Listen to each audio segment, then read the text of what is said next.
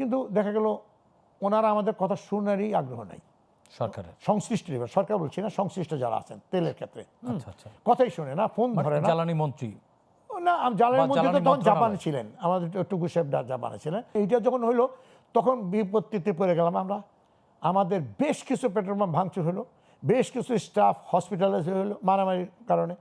এরকম পরিস্থিতিতে আমরা চিন্তা করলাম যে আমরা কী করব, কী করতে পারি।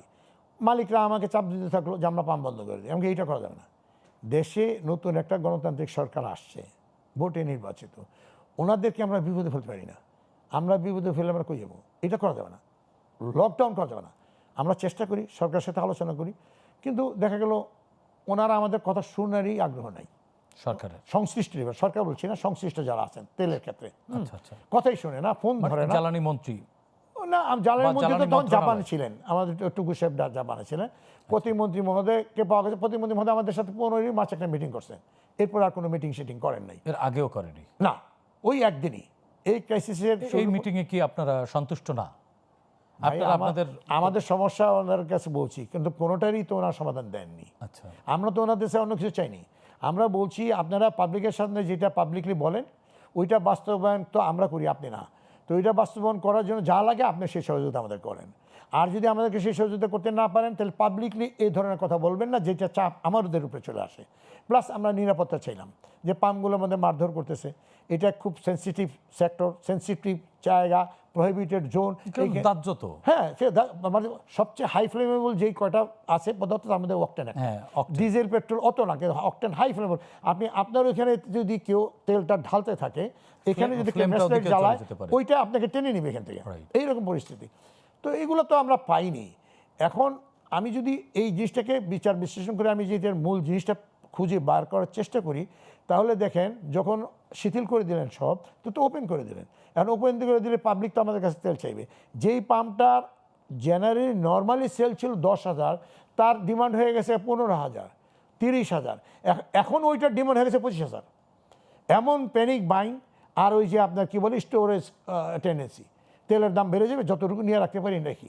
এটা আবার কীভাবে বুঝলাম? সেটা হলো একই লোক তেল নিল, 2 ঘন্টা পরে উনি টাঙ্কি ভরে তেল নিচ্ছে, আবার 2 ঘন্টা পরে উনি তেল নিয়ে আসছে, দিলাম ওনাকে, আবার 2-3 ঘন্টা পর আবার আসছে, 2বার 3বার। আজকে আমার পাম্পে চ্যানেল আই, বাংলা ভিশন এবং আরও 2-3টা ওনারা আমার ইন্টারভিউ জন্য গেছিলেন, আমার অফিস আসতে লেট হয়েছে, ওনারা নিচে ছিলেন, ওনাদের উপস্থিতিতে ওনার প্রায় 40-45 মিনিট হয়েছে, একজনের 1 ঘন্টা বেশি হয়েছে। ওনারা দেখছেন যে একটা লোক তেল নিয়ে গেলেন, আধা ঘন্টা পরে আবার ওই লোকই আসছে, ধরে ট্যাঙ্কি ফুল করে। হ্যাঁ, উনি ধরছেন এবং উনি শ্যুট করছেন ওই লোকের প্রশ্ন করছেন, আমি একটু আগে তেল নিচ্ছেন কেন? আমি একটু তেল, আমি দেখছি আপনি ওখানে আসছেন আবার। ভাই আমি এক জায়গায় যাবো, এই তেল হবে না। তাহলে ওই তেলটা কী করে আসছেন? এই কোথাও রেখে আসছি আর কি।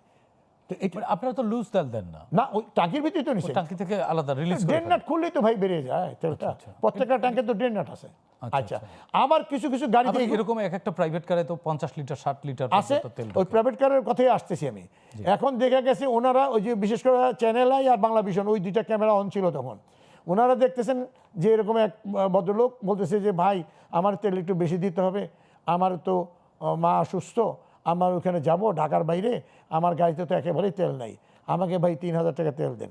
না ভাই 3,000 টাকা তেল দিলে লাইনে যে, কারণ তখন আমার গাড়ির মানে পাম্পের তেল প্রায় শেষ পর্যায়ে, এই তেল এখন দেওয়া যাবে না, আপনি বিকেলে আসেন, সন্ধ্যার পরে তেল আসতেছে, আপনি তখন নিন, এখন আপনি যেটুকু চলার ভাই আমি এটা নিতে পারবো না। এগুলা তর্ক করার ফলেই ওই ক্যামেরাম্যানরা ওইখানে গেছে। যাওয়ার পরে কী দেখছেন জানেন? যখন আমার লোক রাজি হয়েছে, ঠিক আছে আপনি 2,000 টাকা নেন, 462 টাকা তেল গেছে, পরে ট্যাঙ্কি বেড়ে গেছে। আপনি এটাকে কি বলবেন আমাকে বলেন? এটাকে আপনি কি বলবেন?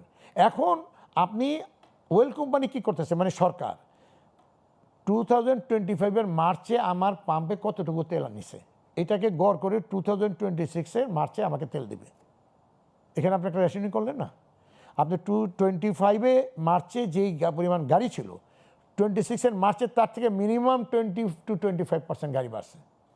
এই 25% গাড়ি কে দিবে তেলটা?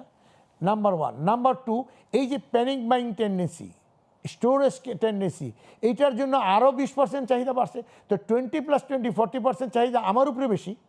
আপনি আমাকে তো ওই আগের হিসাব দিচ্ছেন, তো এই 40% তেল আমি কই দেবো? কিন্তু ওনারা তো নিচ্ছে তেল, তা আমার পাম্পটা যেটা রাত্র 8টার মধ্যে চলার কথা এটা তো দুপুর 2টার মধ্যে শেষ।